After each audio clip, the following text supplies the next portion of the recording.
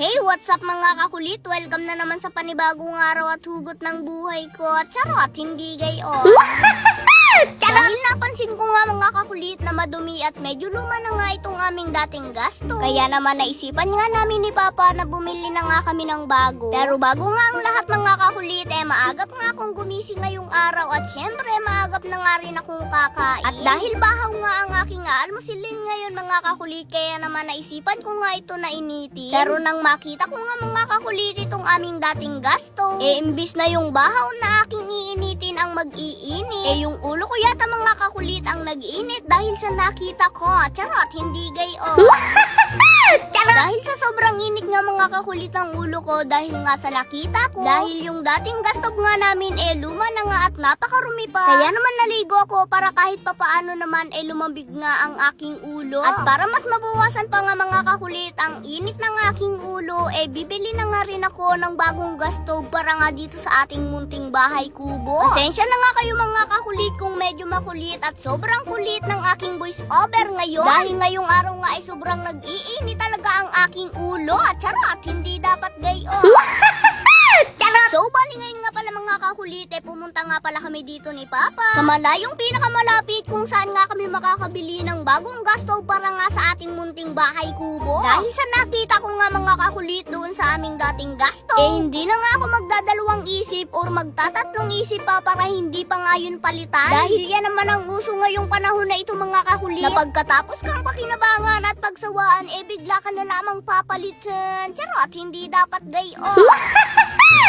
Kaya naman ngayon mga kakulit, nang makabili na nga kami ni Papa ng bagong gasto para sa ating munting bahay kubo, talaga namang nabawas-bawasan ang sobrang init ng aking ulo ngayong araw. Dahil sino ba naman mga kakulit ang hindi na mag-iinit talaga ang ulo? Kapag nakita mo na yung gamit mo, luma na nga, napakarumi pa. Dahil medyo may kaunting init pa nga ng ulo ang aking nararamdaman ngayon mga kakulit. Kaya naman dumiretso na nga kami dito ni Papa sa Franks para magmerienda muna. Dahil hindi ko nga alam mga kakulit na kung yung bang aking init ng ulo dahil nga lamang sa gutom ko. At ang naging dahilan nga lamang yung dating gastob namin na napakarumi na nakita ko. Kaya naman sa sobrang init nga ng ulo ko mga kakulit ngayong araw, pati nga si Papa napapasingamangot sa akin. Pero yung aking bunsong kapatid tawa pa rin ang tawa, kaya naman medyo nawala na nga ang init ng aking ulo. Dahil yung isang ngiti ng aking bunsong kapatid, kapag napapatingin ako nabibigani ako dahil sa sobrang gwapo.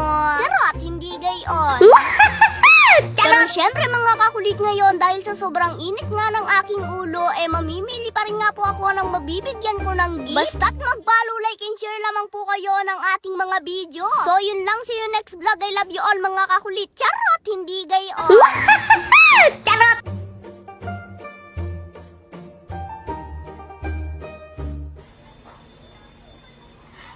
Three 10 spin. Okay, spin ulit. 100. Uy, ang laki nun. 7-2. 450. 100 ulit. 200. Uy, 1,000. Yay! 8-7. Isa pa, 3,000. 400.